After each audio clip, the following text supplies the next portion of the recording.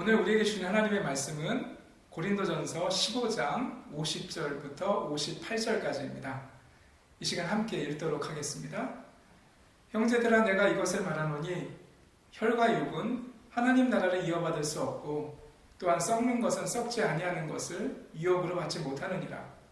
보라, 내가 너희에게 비밀을 말하노니 우리가 다 잠잘 것이 아니요 마지막 나팔의 순식간에 후련히 다 변화되리니 나팔 소리가 나매 죽은 자들이 썩지 아니할 것으로 다시 살아나고 우리도 변화되리라. 이 썩을 것이 반드시 썩지 아니할 것을 입겠고 이 죽을 것이 죽지 아니함을 입으리로다. 이 썩을 것이 썩지 아니함을 입고 이 죽을 것이 죽지 아니함을 입을 때에는 사망을 삼키고 이기리라고 기록된 말씀이 이루어지리라. 사망아, 너희 승리가 어디 있느냐? 사망아, 내가 쏘는 것이 어디 있느냐? 사망이 쏘는 것은 죄요 죄의 권능은 율법이라.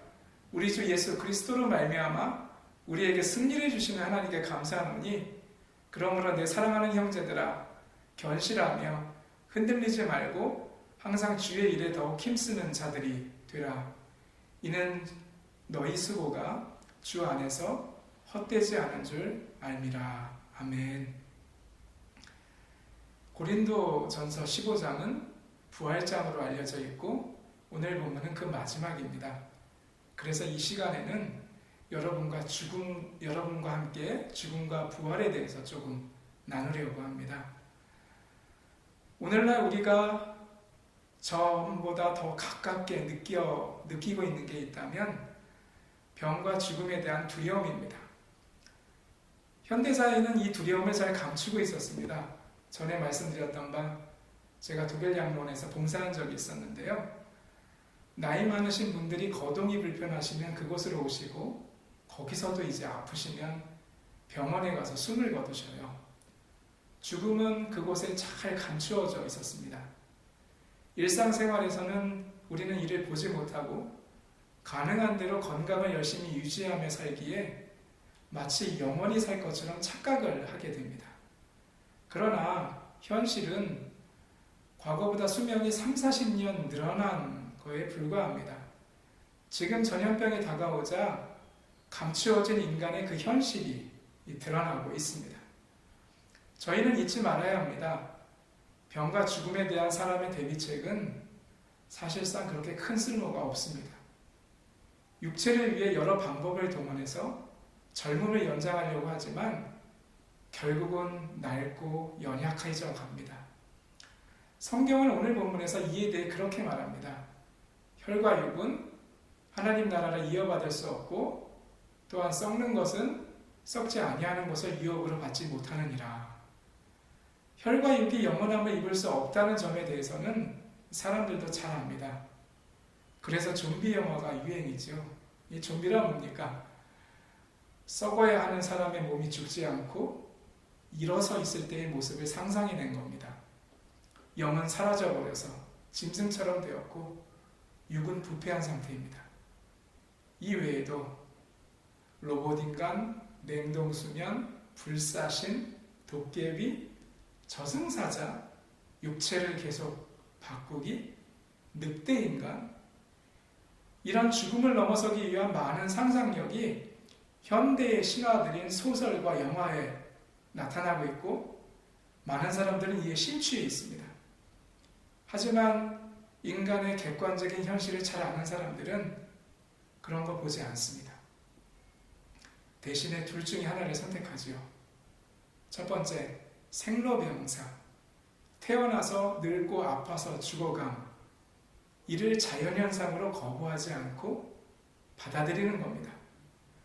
유럽 한 국가의 코로나 방역 대책도 이에 기반하고 있는 것 같습니다. 누군가가 어쩔 수 없이 병에 걸리고 죽는 걸 어찌하겠느냐. 그게 내가 될 수도 있지만 이를 두려워하기보다는 원래 살던 평소의 삶을 그대로 살다가 가겠다. 이러한 생각의 밑에는 죽으면 모든 게 사라지기 때문에 이 땅에서의 현재가 제일 소중하다는 생각이 깔려 있습니다. 한 나라의 지도자들이 이런 생각을 하고 있다면 우리는 정말 큰일 납니다. 대부분의 나라들은 감사하게도 이 사태를 그렇게 넘어가지 않고 저항하고 있습니다. 이동을 제한하고 마스크를 쓰게 하고 가게 문을 열지 못하게 했습니다. 한사코 가까이 다가오는 질병과 죽음과 싸우려 하는 거죠. 그런 조치가 정상적이지 않겠습니까? 그래서 저희는 말할 수 있습니다. 예수 그리스도의 부활은 죽음과 싸우기 원하는 인간에게 주신 하나님의 가장 큰 선물입니다. 사도 바울은 그 부활의 순서에 대해 오늘 본문에서 이야기하고 있습니다. 첫 번째 단어는 변화입니다. 이는 썩을 것이 썩지 않는 새로운 것을 입는 과정을 뜻합니다. 썩지 않는 새로운 것은 우리가 만들어내거나 상상할 수 있는 게 아니라 하나님께서 주시는 선물입니다. 그래서 우리가 만들 수 없는 거기 때문에 검증이 불가능하다 보니 이를 바라보는 그리스도인들도 둘로 나누어집니다. 첫 번째는 부활 이야기를 들었지만 믿을 수가 없기 때문에 썩을 것에 집중하는 겁니다. 예를 들어 어느 나라에서는 코로나19에 감염되었던 사람만이 아니라 이를 치료해주는 병원 사람들조차 자기들 옆에 오는 것을 싫어하고 멸시한답니다. 심지어는 손가락도 꺾고 협박도 한답니다. 이해가 안 되죠. 그러다가 병 걸리면 누구에게 가서 치료받으려고 하는지 잘 모르겠습니다. 이렇게 행동하는 게 무엇을 뜻합니까? 당장 자기 몸 보호하기 위해서 수단과 방법을 가리지 않는 거죠. 자기 몸이 제일 중요한 겁니다. 그런데 성경에 따르면 그 육체는 썩을 겁니다.